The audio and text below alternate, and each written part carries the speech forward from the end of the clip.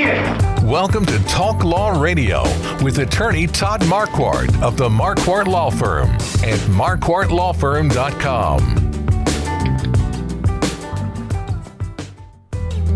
Welcome back to Talk Law Radio. I'm Todd Marquardt on the radio, on podcasts everywhere, on Facebook Live, on YouTube.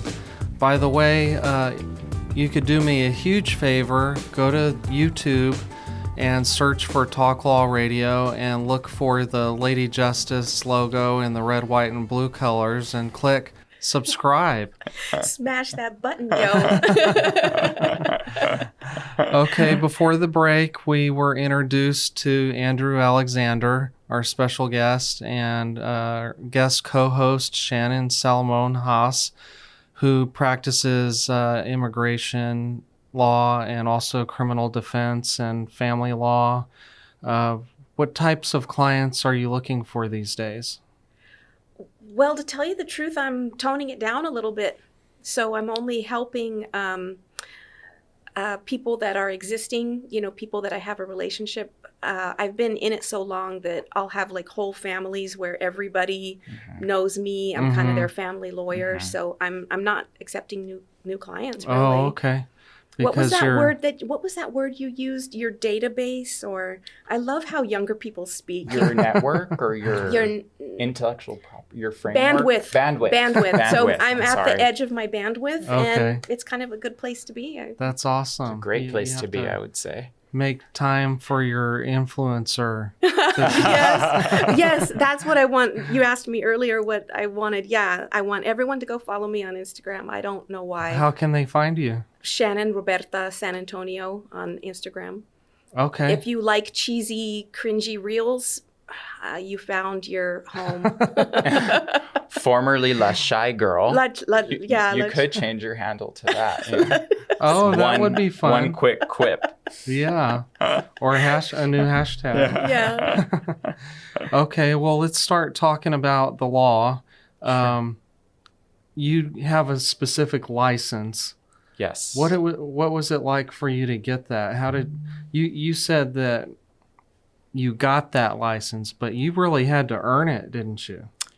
Yeah, so the basic requirements are that you're a person of good moral character, which is determined through a series of background checks and some of your financial profile. They want to see that you don't have anything outstanding. I think especially in relationship to taxes and such.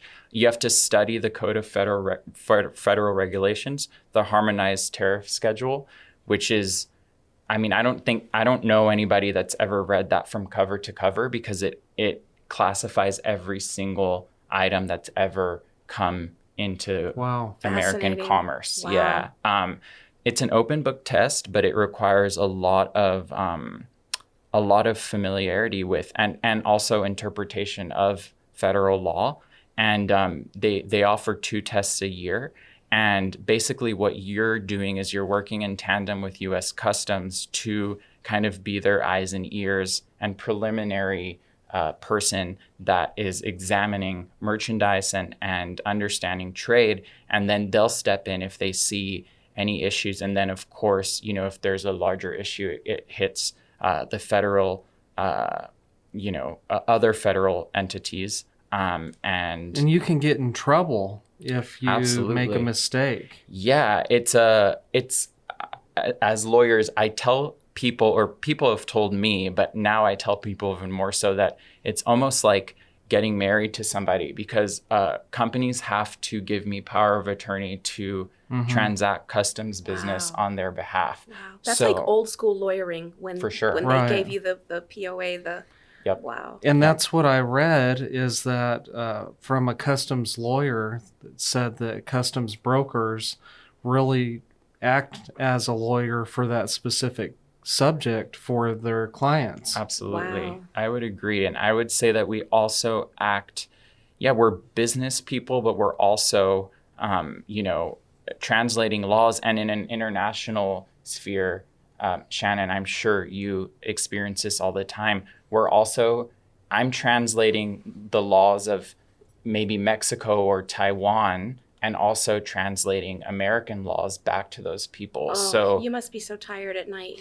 There must be smoke coming out of your ears. I'm sure you're also pretty tired. Both of you guys are tired at night, but that linguistic component is also can differentiate you from other customs brokers. But fascinating though, right? Yes. All the differences. Yes, absolutely. I don't want to jump ahead, but you're going to ask him why this, like why he got into this, I'm sure. Oh, that is a good question. You know what I mean? Because you did make a big jump from arts and philanthropy to this import business. So tell us a little bit about that decision. Yeah, I think it was obviously a natural decision. My family's been in the industry for over 30 years.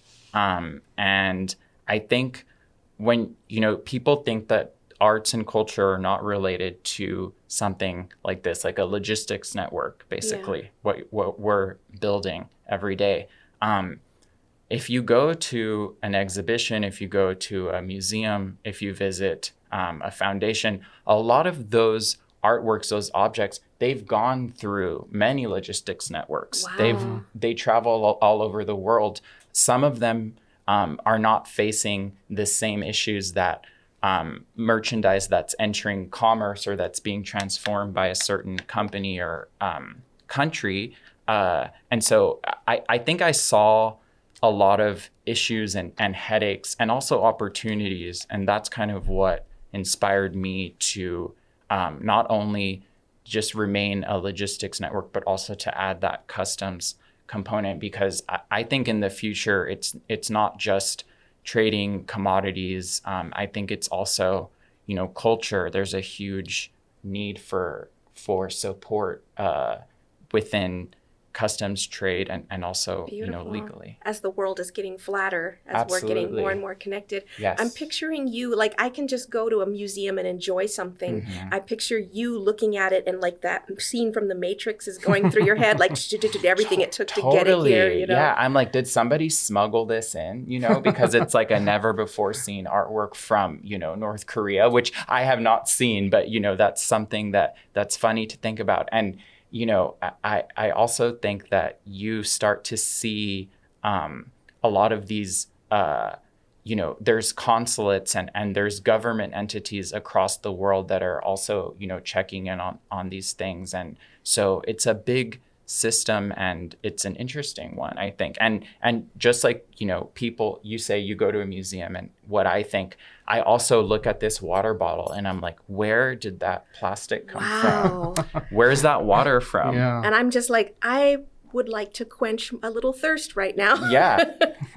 Don't open that can of worms just yet, but I might have opened it a bit for you. But, people think that this industry, or they don't think, but sometimes they're like, I don't understand what you're talking about, or this isn't interesting, right? In arts and culture, you can talk to people and they instantly want to, know what you do, and it's so fascinating. Yeah. But what we do, it's a part of every day, everything in this studio, this building, all the materials, the clothes that we're wearing, the people that we meet, they've all come from somewhere else. Wow. Unless you go to the origin. There's been several transactions there, right? So interesting. It is. So one of the hidden legal issue blind spots, I think, is the complexity of it. Yes. But also how quickly things can change. Absolutely. So tell us about how you navigate that, or what do you want the public to know there?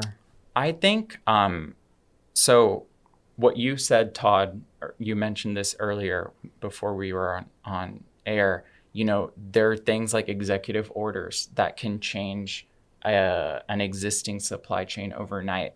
There are things like, legislative enactments that perhaps people are not really engaging with because it's hard to engage with legislation. Sometimes it's a lot to read. I think recognizing the patterns, finding patterns that are appearing in the economy and in trade between certain countries as well, then you start to prepare clients for what could come.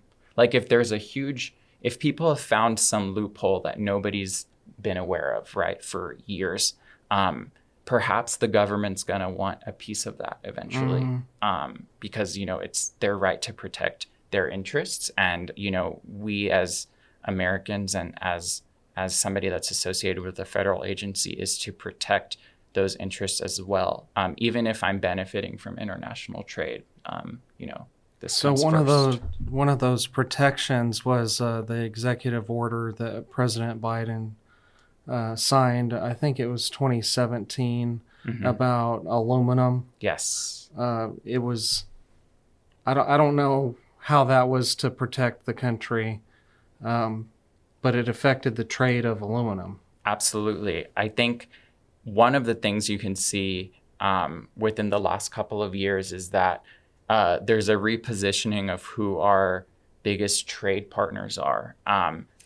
Mexico's always been one, obviously, but there's been a prolific rise in that standing. And I don't want to quote a statistic, but I believe that they might be our number one trade partner right now.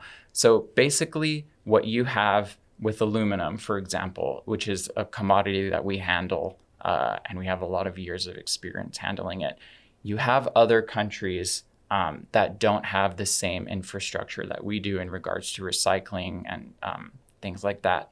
And basically, China could source as much aluminum as they want and send it over here and basically benefit from, if a country doesn't have a recycling infrastructure, and you sell cans to somebody, I mean, that's pretty much 100% profit minus the labor that you deployed to get those cans together.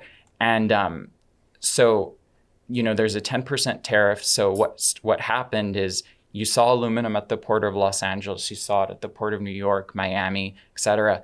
Now, it would come to us and then it would get distributed to wherever it needed to go. Now you're seeing people sending material, aluminum to Mexico, and there's this nearshoring phenomenon that is creating jobs, manufacturing. If they transform that material, that raw material in Mexico, and then it becomes a part made in Mexico, it's going to get stamped as a Mexican-made product. I know Vietnam is having this phenomenon as well at the same time. So other countries send raw materials to Vietnam, and Vietnam changes it in some way. Exactly. And then that becomes the country of origin. Exactly. So I would say that that's kind of how an executive order could shift a supply chain overnight. And you have to tell all your customers, don't send things to LA or New York anymore. You're going to have to send them, to a port in Mexico. And not only that, have a factory there to transform it so that we can avoid tariffs at the end of the day. Interesting. Tell us also about the trade war with China. How does that affect your business and industry? Yeah, I think people think of a trade war as something that's sinister or whatever. I just see it as, a bunch of loopholes that people are trying to understand. I think what pushing, things out of China directly with the U.S. or breaking that chain has only benefited other countries like Mexico or Vietnam, and you've created jobs there. You've created maybe somewhat of a middle class, you could say, where one didn't exist before. And then we're also benefiting from that because they're our allies, we're trading with them. And then on a domestic level, we're benefiting from that, whether it be through consumption or jobs or machinery that's created. So I think that trade war is interesting because while a war might seem like something violent or something negative, but it's not hurting China because they're still getting to sell those materials to those other countries. There's a loophole. Well, we got to take another break. When we come back, we'll be talking about sinners and saints and legacy, so stay tuned. This has been Talk Law Radio with attorney Todd Marquardt, brought to you by the Marquardt Law Firm. You can learn more at marquardtlawfirm.com. And be sure to listen to the full Talk Law Radio show Saturday mornings at 11 on 9:30 a.m. The Answer. Each week, attorney Todd Marquardt talks about the law. His mission with the Talk Law radio show and podcast is to help you discover your legal issue blind spots. In the beginning, God had one law. Don't eat from the fruit of that tree. Then came the 10 Commandments. Now we have federal, state, and municipal lawmakers that won't stop creating new laws. Laws that might impact you without you knowing it. Listen to the show and drop a line on Facebook or email host@talklawradio.com and let the host know what you think of the show, the topics you want to hear, and whether you want to be a guest.